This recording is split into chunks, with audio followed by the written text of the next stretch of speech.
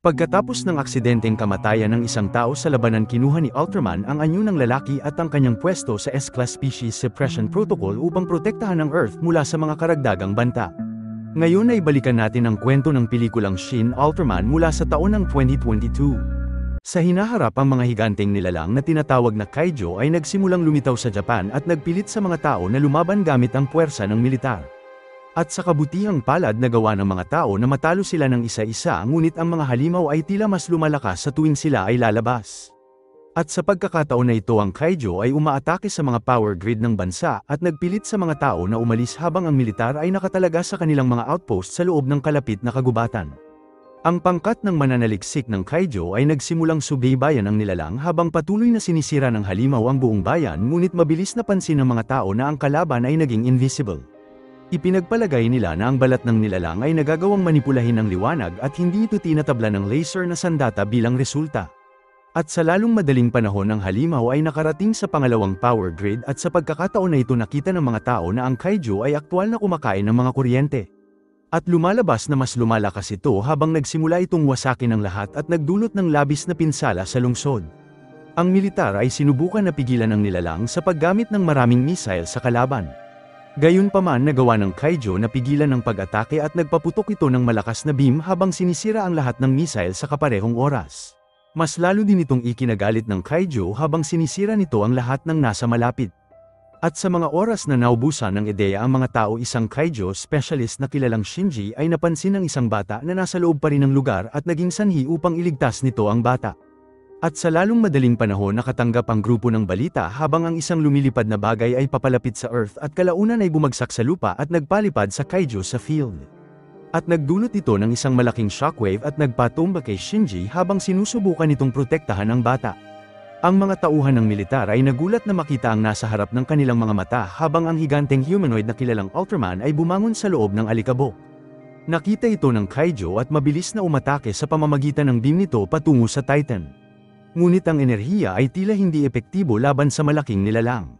At sa lalong madaling panahon, nagsimulang gumalaw si Ultraman patungo sa malaking nilalang at ganap na kinuha ang lahat ng enerhiya mula sa pag-atake. Napagtanto ng halimaw na natatalo na ito sa laban at naging invisible habang umatras ito patungo sa bundok at itinaas ni Ultraman ang kanyang braso sa ere. Mabilis na pansin ng mga tao ang napakaraming enerhiya mula kay Ultraman habang nilunsad nito ang isang malakas na atake na ganap na sumira sa mga bundok na malapit. Ang enerhiya ay kalaunan tumama sa ulo ng Kaiju na nagdulot ng isang malakas na pagsabog habang inalag nito ang buong lungsod sa kaparehong oras. At lumalabas na sinira ni Ultraman ang buong bundok gamit ang isang pag-atake kasama na rin ng Kaiju at iniligtas ang mga tao sa kamatayan. At nakapagtataka, napansin ng Titan ang pinsalang nagawa nito bago tuluyang lumipad at ganap na nawala sa radar ng mga tao. At nakakagulat, lumalabas na nakaligtas si Shinji at nagpatuloy na dinala ang bata sa ligtas. Gayunpaman, matapos na makabalik mula sa pag-atake ng Kaiju, napansin ng mga kasama ng lalaki, lalo na si Asami, na ang lalaki ay tila nag-iba, pati na rin ang kanyang mga habit ay tila nagbago rin. At bago pa matapos ng grupo ang kanilang pag-uusap, lumitaw ang pangalawang Kaiju at nagsimulang umatake sa malapit na lungsod at nagdulot sa lahat ng tao na tumakbo para sa kanilang buhay. Ang militar ay mabilis na nagtayo ng kampo malapit sa lugar habang inaalam nila kung bakit ang nilalang ay lumitaw. At lumalabas na ang halimaw ay patungo sa istasyon ng nuklear at sinusubukan itong ubusin ang mga nuclear waste at magdudulot ito ng malaking pinsala sa mga kalapit na lugar kung ang pabrika ay masisira. Ang nilalang ay nagpatuloy na maghukay patungo sa pasilidad habang ang gobyerno ng Japan ay napilitan na tawagin ang Amerika at gamitin ang kanilang mga espesyal na bomba upang salakayin ang higanteng nilalang. Gayunpaman, kahit gaano karami ang ihulog ng eroplano ang halimaw ay tila hindi bumabagal sa pagsabog. At nagpilit ito sa mga Amerikano na umatras dahil naubusan na sila ng bomba habang ang gobyerno ng Japanese ay naubusan na rin ng ideya. At sa lalong madaling panahon, ang nilalang ay lumitaw mula sa ilalim ng lupa habang nagpatuloy itong nagmaniobra sa ibabaw at tumawid sa mga bundok. Napagtanto ng mga tao na wala silang ibang pagpipilian kundi harangin ang halimaw, ngunit mabilis na pansin ni Asami na umalis si Shinji sa lugar. Ang lalaki ay tumakbo sa kagubatan ng mag-isa habang ginamit ang isang misteryosong device upang mag-transform sa Titan na ngayon ay tila kulay pula na. Ang mga tao ay nagulat sa malaking Titan sa harap ng kanilang mga mata habang mabilis na lumipad ito sa ere. At sa kaparehong oras, nagawa ng halimaw na makarating sa pasilidad habang plano nitong sirain ang mga gusali gamit ang malaki nitong ulo. At sa kabutihang palad dumating sa tamang oras si Ultraman at nagsimula itong umikot sa hangin at sinipa ang halimaw papalayo. Gayunpaman mas lalo lamang itong kinagalit ng Kaiju at galit nitong inatake si Ultraman habang itinulak ang Titan sa pader. Nagpatuloy ang halimaw tusukin ng Titan at winawasak ang pasilidad sa kaparehong oras na nagpilit kay Ultraman na patalsikin ang Kaiju papalayo sa field. At nagbigay ito sa kanya ng pagkakataon na hawakan ang buntot ng nilalang at pinaikot ang nilalang sa ere at kalaunan ay inihagis ang kalaban sa bundok. At sa kasamaang palad ang mga atake ay hindi sapat upang pigilan ng Kaiju at nagsimula nitong ipakita ang kanyang mukha at galit na umatungal sa Titan. At sa lalong madaling panahon nagsimulang tipunin ng nilalang ang enerhiya nito at nagpaputok ng malakas na laser beam na tumama direkta kay Ultraman. At nakakagulat na gawa ng Titan na pigilan ang pag-atake at kalaunan ay kinuha ang enerhiya habang papalapit ito sa Kaiju. Gayunpaman habang nagpapatuloy ang laban ng pulang kulay ni Ultraman ay nagsimulang maging berde habang nagsimula mawala ang kapangyarihan nito. At sa kabutihang palad na gawa ng Titan na makalapit sa nilalang at sinuntok nito ang halimaw gamit ang malakas na puwersa dahilan upang bumagsak ang Kaiju sa lupa. At nagbigay daan ito upang buhatin si Ultraman at dinala ito sa kanyang likod bago tumalon sa ere at dinala ang nilalang palayo sa planeta. Nakita ito ng mga tao at napagtanto na muling iniligtas ni Ultraman ang Earth at ibig sabihin na ang Titan ay nasa panig ng mga tao. At nang tuluyang bumalik ang grupo sa base lahat ay nagulat na biglang lumitaw si Shinji kung saan ang grupo ay mabilis na bumalik sa kanilang opisina at sinusubukan nilang alamin ang pinagmulan ng higanting nilalang habang ang balita kay Ultraman ay nagsimulang lumabas sa internet. Gayunpaman bago pa sila makahanap ng anumang mapapakinabangan ng kanilang computer ay nagsimulang mag-short out sabay ng pagkabura ng lahat ng kanilang pananaliksik sa kaparehong oras. At sa mga oras na mawawalan na sila ng pag-asa isang misteryosong nilalang na si Zereb ay lumitaw sa harapan ng lahat. Pinaliwanag ng nilalang na siya ay nagmula sa ibang planeta tulad ni Ultraman at nais nitong makilala ng punong ministro ng personal. At sa gulat ng lahat na gawa ng alien na ibalik ang lahat ng files habang sinusubukan na hikayatin ang mga tao na siya ay nasa panig nila. At sa lalong madaling panahon ng punong ministro ng Japan ay nasabihan sa nangyari at nagpa siya na makipagpulong sa alien.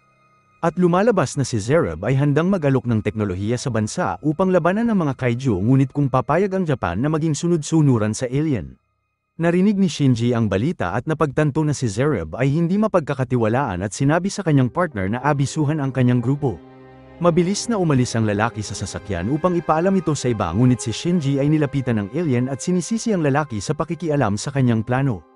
At lumalabas na ang tunay na misyon ng alien ay magdulot ng hidwaan sa pagitan ng mga bansa sa pagtulong lamang nito sa Japan at magsimula ng digmaan upang tuluyan na mapuksa ang sangkatauhan. Sinabi nito kay Shin na ang mga tao ay masyadong delikado upang hayaan na umiral bago nito pinatulog ang lalaki at palihim na kinuha. At sa lalong madaling panahon ng grupo ay nagsimulang makarinig ng kakaibang balita dahil inaatake ni Ultraman ang isang lungsod.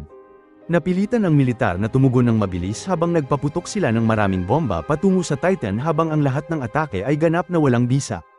Nagbigay ito sa gobyerno ng walang pagpipilian kundi pirmahan ng kontrata sa mga alien at umaasang ito ay makakatulong sa kanila na pigilan si Ultraman bago pa ito makapinsala ng labis. At mabilis na ihayag na si Shinji ay nabihag sa loob ng isang lihim na lokasyon at kalaunan nagawa ng lalaki na mabawi ang kanyang malay sa harap ni Zereb. At lumalabas na ang alien ay nagpapanggap na si Ultraman upang linlangin ang mundo sa pag-iisip na siya ang tagapagligtas. At ang mas malala pa si Zereb ay naglabas ng footage kung saan nag-transform si Shinji bilang si Ultraman sa internet at ginawang wanted ang lalaki. Gayunpaman ang hindi alam ng mga tao na nakuha ni Asami ang transformation device ni Shinji na kilalang beta capsule na ipinadala sa kanya ng lalaki. Ang babae ay nilapitan din ng partner ni Shinji at sinabi kay Asami na nagawa nitong mahanap ang lokasyon ng lalaki dahil nag-iwan ito ng bakas ng tinte sa lupa para sundan nila. At nagpahintulot ito sa babae na sundan ang kanyang kaibigan habang ang lungsod ay inaatake ng Peking Ultraman. At sa lalong madaling panahon nagawa ni Asami na mahanap si Shinji habang mabilis itong pumunta upang palayain ang lalaki mula sa upuan. Mabilis na ibinalik ng babae ang beta capsule at nakiusap sa lalaki na pigilan ang impostor bago masaktan ang maraming tao. Gayunpaman bago pa maputol ang kanilang pag-uusap isang malaking kamay ang pumasok sa gusali at kinuha ang babae habang itinaas ito ng Peking Ultraman na parang insekto. At sa kabutihang palad na gawa ni Shinji na mag-transform at tinawag ang kanyang anyo sa harap mismo ng lahat at naghanda itong labanan ang impostor. Nakita ni Ultraman ang kanyang kaibigan ay nahuli at nagawa itong paliparin sa hangin bago sinipa ang nilalang. Mabilis na kinuha ng Titan ang babae habang pinakawalan nito sa lupa bago nagtungo upang harapin ang kalaban. At sa lalong madaling panahon ang dalawang malaking nilalang ay nagpalitan ng atake ngunit nagawang madaig ni Ultraman ang laban at nagpilit ito sa kalaban na lumipad ngunit mabilis na ginamit ni Ultraman ang malakas na enerhiya na nagpatumba sa kalaban sa ere. Ang impostor ay bumagsak sa isang gusali kung saan nagsimula itong bumalik sa kanyang tunay na anyo at inihayag na siya ay si Zereb. Mabilis na dumating ang Titan sa harap ng nilalang ngunit ang kalaban ay nagawang pigilan ng Titan sa pamamagitan ng paggamit ng kanyang kapangyarihan. At nagpahintulot ito sa kalaban na tumakas sa ere habang sinundan siya ni Ultraman mula sa likuran. At sa kabutihang palad nagawa ng Titan na abutan ng alien habang patuloy silang naglalaban sa ere at nagawa ni Ultraman na umatake sa kalaban gamit ang kanyang laser. Napilitan si Zereb na pigilan ang atake ngunit nagpahintulot ito kay Ultraman na maghagis ng enerhiya at hinati ang kalaban sa dalawa habang ganap na winasak ang alien. Nakita ito ng mga tao at hindi makapaniwala habang lumipad ang Titan sa kalangitan at muling niligtas ang sangkatauhan. Gayunpaman sa kabila ng ginawa ni Ultraman para sa sangkatauhan nalaman ng mga tao ang tunay na pagkakakilanlan ni Ultraman. At naging sanhi ito upang hanapin si Shinji sa pangalawang pagkakataon at sinuspende ang kanyang mga kasama sa kaparehong oras. Mas lumala ang mga bagay nang makatanggap ang kapitan ng isang balita kung saan nagpunta sila sa lansangan at nakita nila ang isa pang Titan na tila si Asami. Mabilis na pagtanto ng mga tao na may mali dahil ang babae ay tila na-hypnotize at hindi tumutugon sa kanyang mga kasama. Nang biglang itinaas ni Asami ang kanyang kamay at inatake ang malapit na gusali gamit ang kanyang braso dahilan upang tumakbo ang lahat ng tao sa labis na takot. At bago pa mas lalong makapinsala ang babae, isang malakas na boses ang sinabi sa mga tao na ito ay isa lamang demonstrasyon at hindi lang si Ultraman ang maaaring maging isang Titan. Ang misteryosong boses ay tuluyan na nawala habang ang Titan na babae ay nagsimulang tumalikod at mabilis na bumagsak sa lupa dahil tila nawala nito ng malay. At nagpahintulot ito sa mga tao na atali si Asami ng pansamantala habang sinusubukan nilang pigilan ito na muling umatake sa lungsod ngunit ang grupo ay hindi malaman kung paano ito ibabalik sa normal. At bago pa magdesisyon ng mga tao sa susunod na gagawin, isang misteryosong lalaki na si Mephilas ang lumitaw sa likod nila at inihayag na siya rin ay isang alien. At lumalabas na siya ang dahilan kung bakit naging Titan si Asami habang pinakita nito sa mga tao ang parehong teknolohiya na ginagamit ni Ultraman. Ipinakita ni Mephilas ang bagay sa pamamagitan ng pagbalik sa dati ng babae habang nagising si Asami at hindi naaalala kung ano ang nangyari. At lumalabas na ang alien ay nais na ialok sa bansa ang teknolohiya nito at ipinangako nito sa mga tao na gawing sandata ang Beta Box at gamitin ito sa militar. At magpapahintulot ito sa Japan na sakupin ang buong mundo ngunit bilang kapalit nais ni Mephilas maging pinuno ng bansa. At dahil napagtanto na ang sangkatauhan ay aatakihin ng mas marami pang banta mula sa kalawakan ang punong ministro ay walang pagpipilian kung di sumang-ayon sa kasunduan. At sa lalong madaling panahon nagawa ni Mephilas na mahanap si Shinji at inihayag na alam nito kung paano naging Ultraman si Shinji. At lumalabas na nang unang dumating si Ultraman sa Earth ang shockwave ay aksidenteng napatay si Shinji bilang resulta. Gayunpaman nagpa siya ang Silver Titan na buhayin ng lalaki sa pamamagitan ng pakikipag-isa nito sa tao ngunit nilabag din ito ang isang batas mula sa planeta ng Ultraman. Inihayag ni Mephilas na ang pag-fusion ng Titan sa tao ay nagpapakita na maaaring maging sandata ng Beta Box at plano nitong gamitin ng mga tao upang bumuo ng kanyang sariling hukbo. Narinig ito ni Shinji at tumanggi na hayaan ng alien na magtagumpay kahit pa gumamit ito ng puwersa ngunit inihayag ni Mephilas na ang sangkatauhan ay pumayag na sa kanyang alok at wala nang magagawa si Ultraman. At sa lalong madaling panahon ang dayuhan ay dumalo sa isang pulong kasama ang mga pinuno ng bansa habang sinimulan nila ang seremonya upang kilalanin si Mephilas bilang bagong punong ministro. At bilang kapalit inilabas ng alien ang Beta Box na ipinangako nito sa harap ng lahat. Nang biglang lumitaw ang malaking kamay at kinuha ang bagay at inihayag na si Ultraman ay nasa lugar rin upang pigilan ang plano ng kalaban. Mas lalo itong ikinagalit ng kalaban at nagpilit sa kanya na mag-transform sa kanyang tunay na anyo habang naging isang malaking Titan habang naghahanda itong labanan si Ultraman. Ang dalawa ay mabilis na tumalon palayo sa isa't isa habang naghagis si Ultraman ng enerhiya sa kalaban ngunit ang atake ay walang bisa.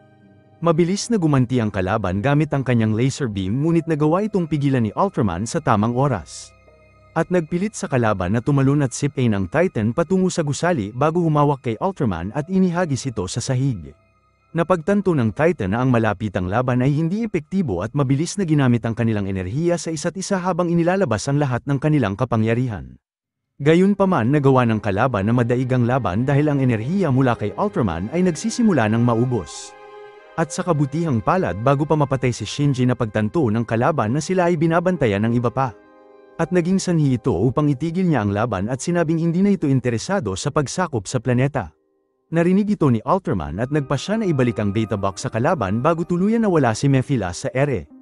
Ang mga mananaliksik ng Kaijo ay dumating din sa lugar upang hanapin ang kanilang kaibigan ngunit nakita nila na ang Titan na mabilis naglaho ng walang bakas.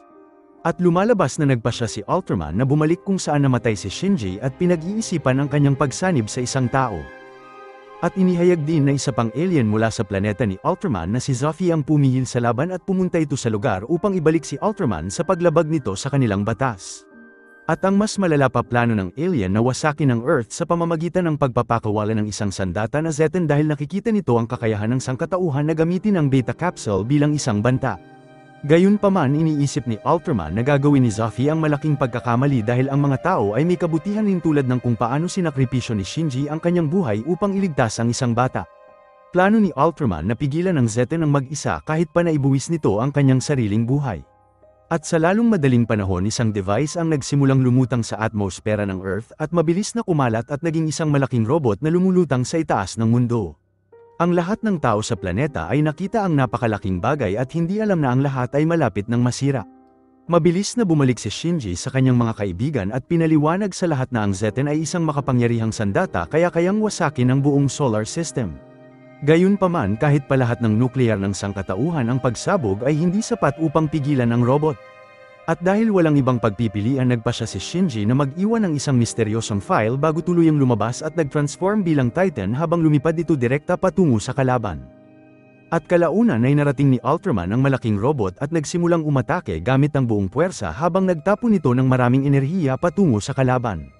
Naging sanhi ito upang gumanti ng mabilis ang nilalang habang nagtapon ng maraming laser patungo sa Titan habang desperadong sinusubukan ni Ultraman na ipagtanggol ang kanyang sarili.